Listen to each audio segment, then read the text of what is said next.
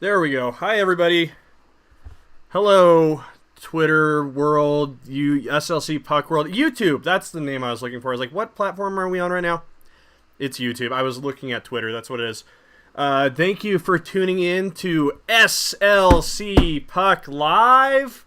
We are just minutes away, or minutes, I guess we're on the other end, of Utah's 4-0 loss to the Ottawa Senators.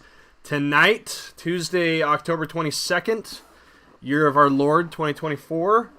Yeah, I mean, I know off the bat, right, the score, you might be, it feels disappointing, right, Utah's on the wrong end of a loss. It's only happened one other time in regulation, one other time in overtime this season, so it's still, a little early to tell, what this could mean, the implications, all that.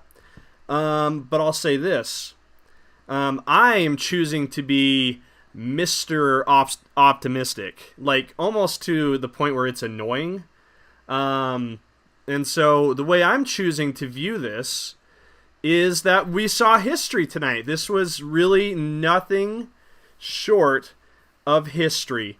And I think we can all feel really good about the fact that we saw the Utah Hockey Club, again, etch some memorable moments into the annals of history here in Utah.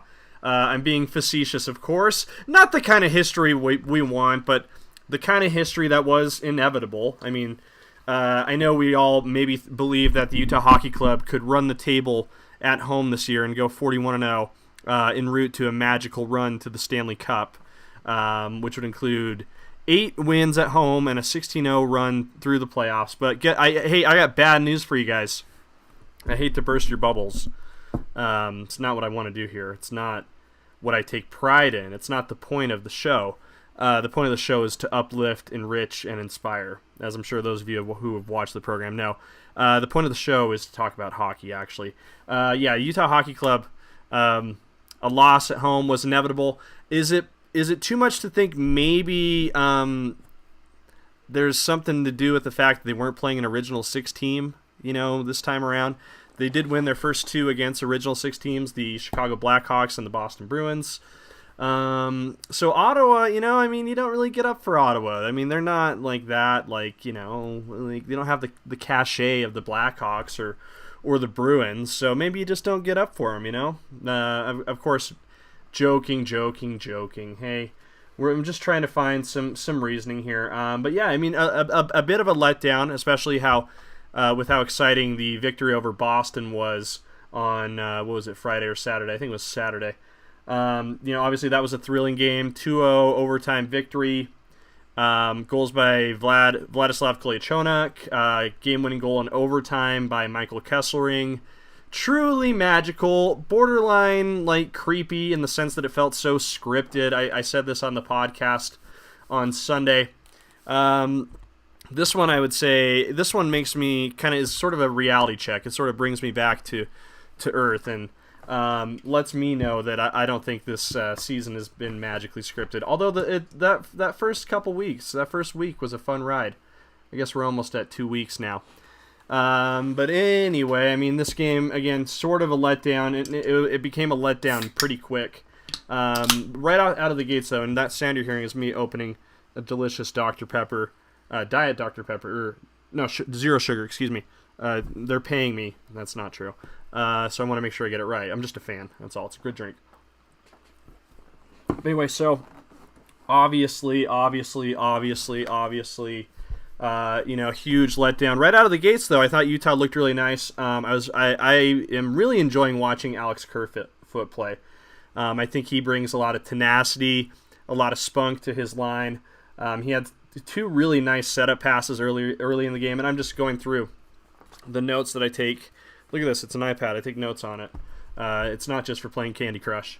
I take notes during the game. So he had a really nice setup pass to Doan early, a really nice setup pass to Lawson Krause. I keep saying Logan Krause. Lawson Krause.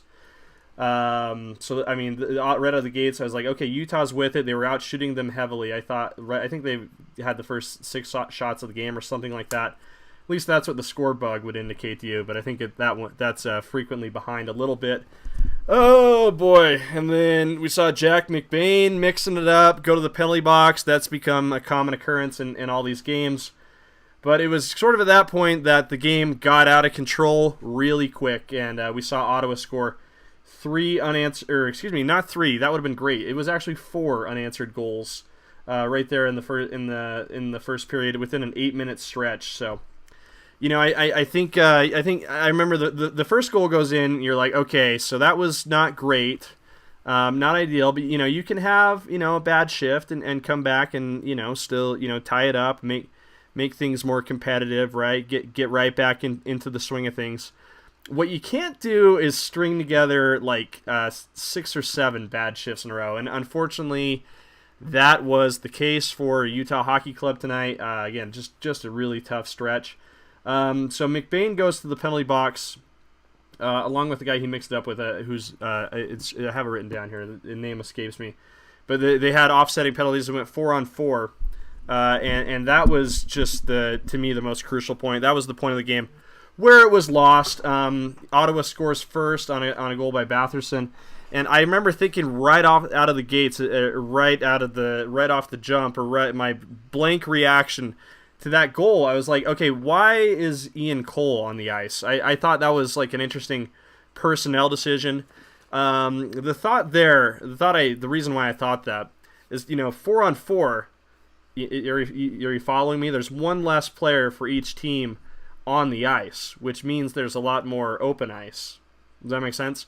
So to me, that means when you're in the defensive zone, there's a lot more ice to cover. I think you see a lot of teams really spread things out when they go 4-on-4. It gives the skilled position guy, the really skilled players, more room to operate, and therefore it creates sort of an interesting problem for the defense. They have more ice to cover as well, and I think Ian Cole brings a lot of physicality, a lot of veteran leadership that makes the right play more often than not. But he's an older guy. I believe he's about 35 years old. Big dude. I don't think he's ever been known for speed ever in his entire life. So I thought it was an interesting choice to have him out there during the 4-on-4. I thought that he would have too much ice to cover, and I really think that was what made them pay the price. If you saw the replay on that goal by Batherson, Ian Cole just sort of lunges desperately. I think almost slides on the ice to try to get in front of the shot. Can't get to it, and Ottawa hits the back of the net to open the game scoring. Didn't take much longer. This goal I thought was a real letdown, a real bummer. Their second goal of the game scored by Claude Giroux, and yes, he has one of those dumb names. It's not a dumb name, but one of those names that's hard for me to pronounce. But that sequence started with a bad pass by Logan Cooley, trying to get a pass through the neutral zone right before the blue line. I don't know what he just didn't get very much oomph behind it, and it was a weak pass, got intercepted in the middle of the ice. Ottawa rushes down, and Claude Giroux buries a top shelf goal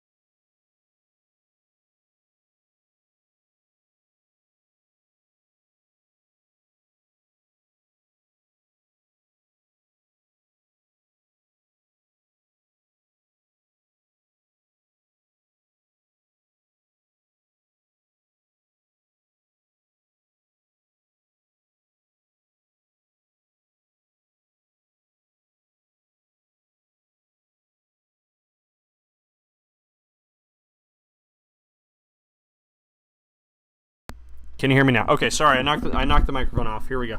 It's a very lo-fi production we have here, guys.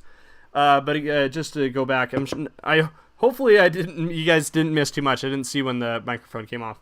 But yeah, that fourth goal, Kevin Stenlund's battling with Brady Tkachuk, and Tkachuk just is a monstrous guy. They talked about it so much during the broadcast. Has 6'4" frame, 220 pounds.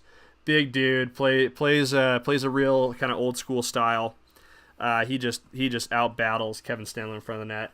Kesselring, Sergachev were in at defense. It would have been I would have preferred to see one of those guys get in the defensive battle in front of the net, and I think that's kind of like one of the big issues I have with this team so far. I don't want you to think I'm being negative. I love Utah Hockey Club. I've had so many episodes of SLC Puck where I've sung all their praises. The guys all play hard.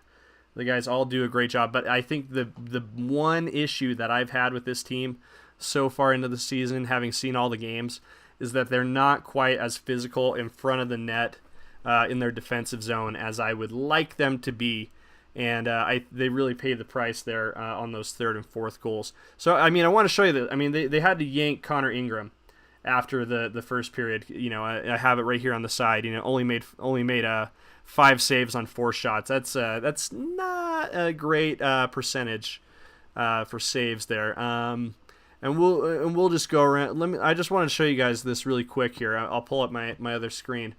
Looking at the shot chart here, if I can just find it. See, I would like to be better at using computers. I like to be better at a lot of things.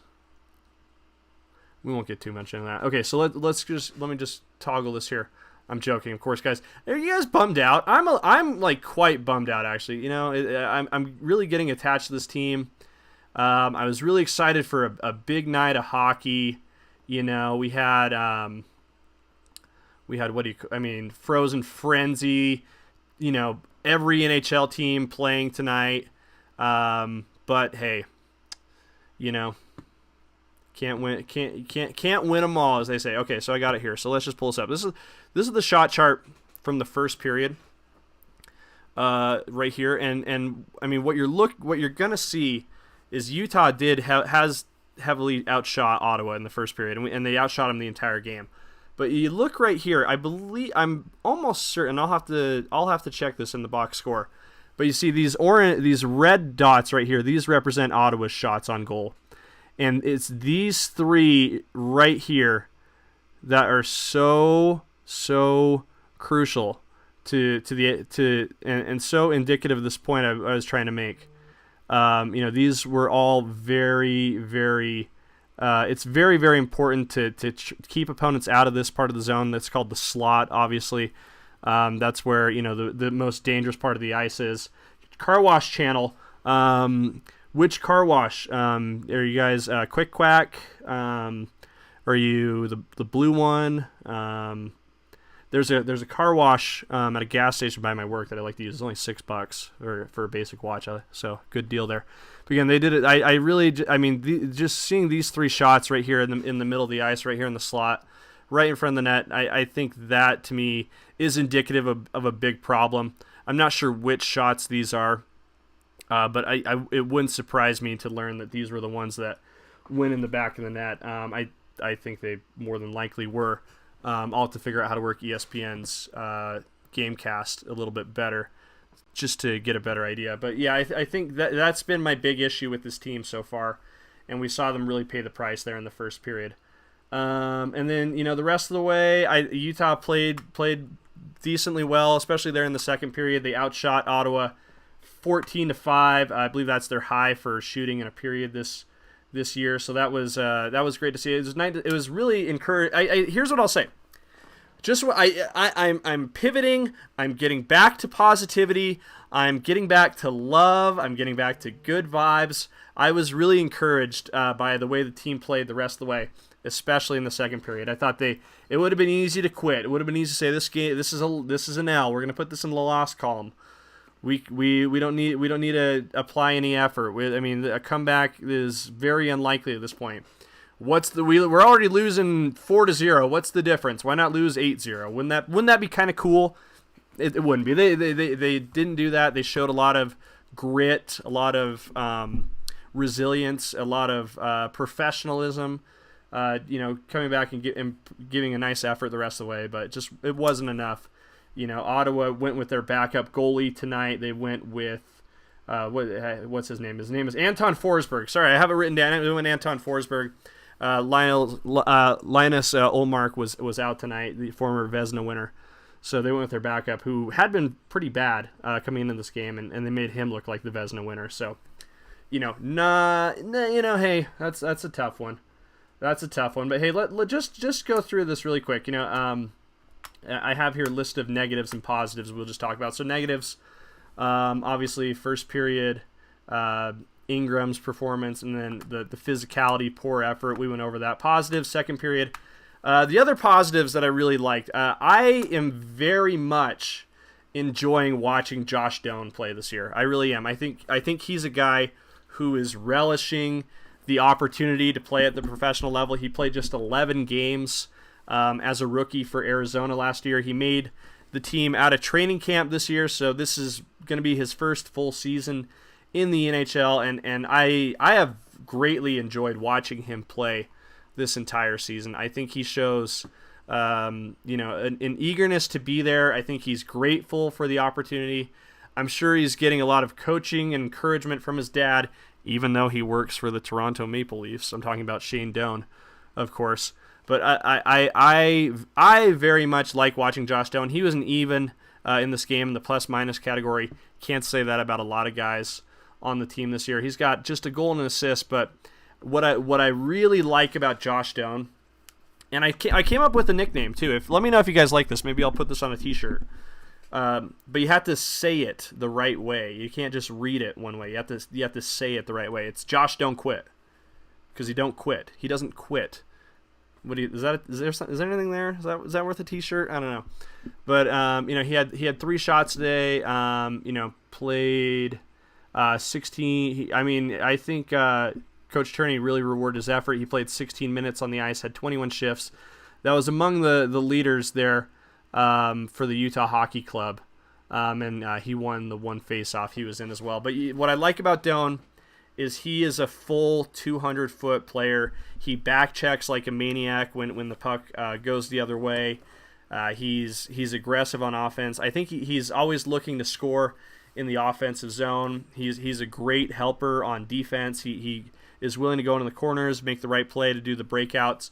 I am really enjoying watching Josh Doan play for the Utah Hockey Club, and I do admire his effort.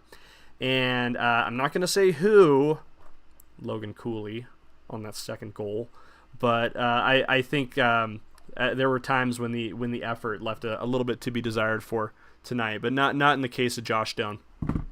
My other positive, and this is, and I don't know if you saw this here. This is what I'm gonna do. The Utah Hockey Club does this thing at the end of every game where they assign a game ball. Hey, fun connection with the Jazz, right? To a player in the locker room. That's something determined by Clayton Keller. You'll see him passing out a basketball to a player who really went above and beyond in each game. They usually just do this for wins, I'm sure. But I'm going to do it for losses, because why not? And I'm going to give my game ball tonight to Karel Vejmelka. You notice I didn't say Vejmelka. Pretty good, right? I'm learning how to do this. But he came in, filled in for Ingram, came in the second period, and pitched a shutout, essentially. Had 14 saves, 0 goals allowed, 1 save on a shorthanded shot attempt. Played the majority of the time in the net. Played the second 40 minutes of the game, filling in for Ingram, who left after a dismal first period. So really nice, and he made some pretty great saves too. There were also, the defense got a little bit better in the second and third periods, battling in front of the net. I think Kevin Stenlund, as I said, does a great job of doing this, but it feels like he's just a little undersized and maybe not quite as strong as he needs to be, especially when he's doing battle with guys like Brady Tkachuk and all that.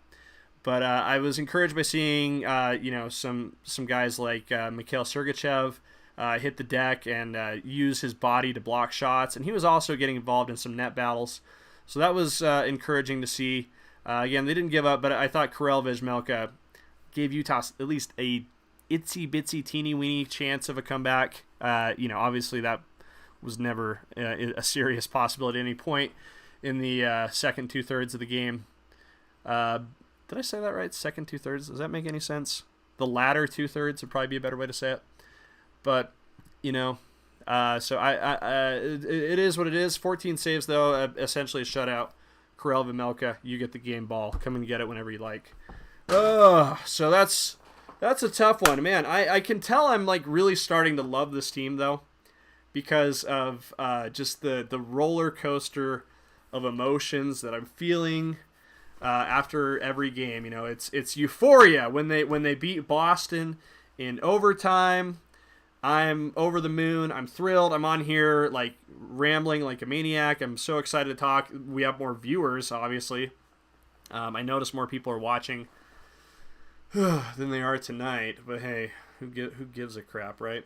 But I'm also, when the losses happen, I feel it. I'm starting to feel a little bummed out, and I think that's because this team is becoming a part of my life, and I'm getting attached to these guys. I want to see them succeed. I want Utah to have that Stanley Cup parade down Main Street. And obviously, this isn't a make or break game. Losing to the Ottawa Senators on October 22nd of your first season doesn't mean there's never going to be a Stanley Cup parade down State Street in downtown Salt Lake City. But it still is a little bit of a bummer. But hey, we'll get over it. We'll be fine. Want to thank you guys for tuning in to SLC Puck Live. SLC Puck, the podcast, will be airing tomorrow night after I record that. So that'll be on YouTube, Apple, Spotify, KSL.com, wherever else you get your podcasts. Might have some fun stuff in the works for you guys in the future. Love you. Appreciate you. Go to slcpuck.shop for merch. Like, comment, subscribe, social media, blah, blah, blah, blah, blah. All right. We'll see you guys later. Hey, don't worry. I'll just leave you with this. Don't be too upset. It's about 10:20 p.m. right now. Maybe it's bedtime. Maybe you'll wake up and have a better day tomorrow. Attack the day with a newfound enthusiasm unknown to man. Maybe there's time to play a quick board game or have a relaxing glass of wine and a bubble bath. Maybe do all those things to make yourself feel better. I'm not sure which of those I'll do. The bubble bath sounds kind of nice. So we'll talk to you guys soon.